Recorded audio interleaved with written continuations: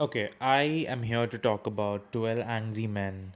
And I went into this movie thinking, oh, this is one of those old movies which is considered, whoa, one of the greatest movies of all time. And then you watch it and you just realize it was something which was made a very long time ago and it was the first of its kind. So people like jerking it off decades later.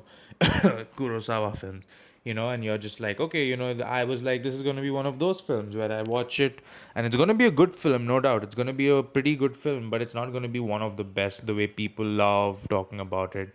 And I was like, okay, you know what, let's just watch 12 Angry Men. It came up on my recommended. I was like, okay, might as well watch it. No, people are right. This is one of the greatest movies ever made. This movie was made like when 1957. Holy shit. Okay, so 12 Angry Men, directed by Sidney Lumet, if that's how you pronounce it, is one of the most spectacular films I've ever watched. And I don't know if it's because I went in expecting it to be pretty old timey and pretty, just one of those, this is one of the greatest movie of all time. I just went in with the perspective that it's just gonna be a decent movie. I was blown away. I was thinking about this movie much later. Like, I watched this movie, and then towards the end of the day, I was really okay. You know how you know a movie is good? Because I finished watching this film, right?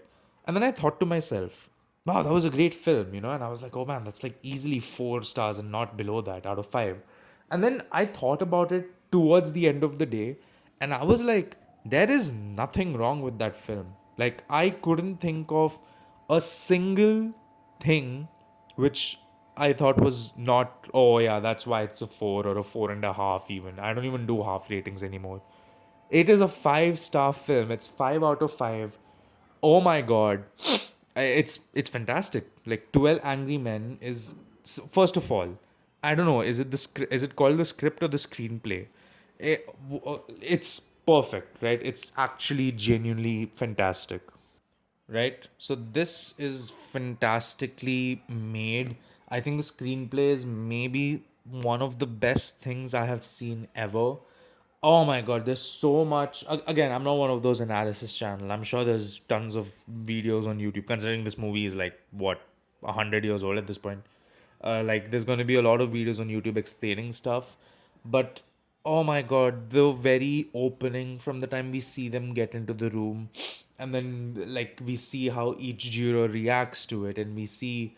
I think one of my favorite moments, which is so simple, right? It's not something which is like mind blowing, and it's just a simple explanation of, oh yeah, I don't sweat. That's what juror number 4 says. And he's like, oh, I don't sweat. And then moments later, he's sweating. I really don't want to spoil this movie because it's fantastic. It's just so many things. It's so many things in this movie. Like, this movie goes from oh, this is an interesting way to start a film, to like, oh my god, this is a very interesting film. And it's genuinely flawless, you know and I had to think to myself, am I really gaslighting myself into believing this is like a wonderful film because it's considered one of the greatest films of all time? No, it's that good. Absolutely, of course, Henry Fonda. We have Henry Fonda playing number 8, juror number 8, and we have Lee J Cobb who plays juror number 3. I think the best performance of the film is Lee J Cobb. Absolutely kills it, and not just because he's the most loudest in the room or anything. I think his performance, the subtleness he shows in some of the scenes, especially towards the start, and how the character becomes more and more unwound as time goes on. Man, Lee Jacob is an excellent actor. And you know what? Not to take credit away, but I genuinely think all 12 men, the entire movie happens in one room. You have dialogue, 12 men, one room. Do you know how insane it is to understand how good a movie must be, that you just have 12 talented actors in a single room and that's it? There's no flashbacks, there's no going to another point of time like, oh, the next day. It is them in a room, like 12 sticks of dynamite, as the tagline says. It's fantastic. I don't think you understand how hard it is to do. Like, we've come a long way when it comes to movies. Do you know how hard it is to have such an excellent movie which has such a simple premise? It's you think of all the movies you have watched where you think it's perfect. You'll notice that they have a lot of elements to them, which is what makes them like a perfect concoction. This doesn't have various elements. It has one simple rule, a room, a script, 12 actors, here's a situation, and here's how they deal with it. Fantastic. And it all comes down to how incredible, again, the screenplay or the writing it is.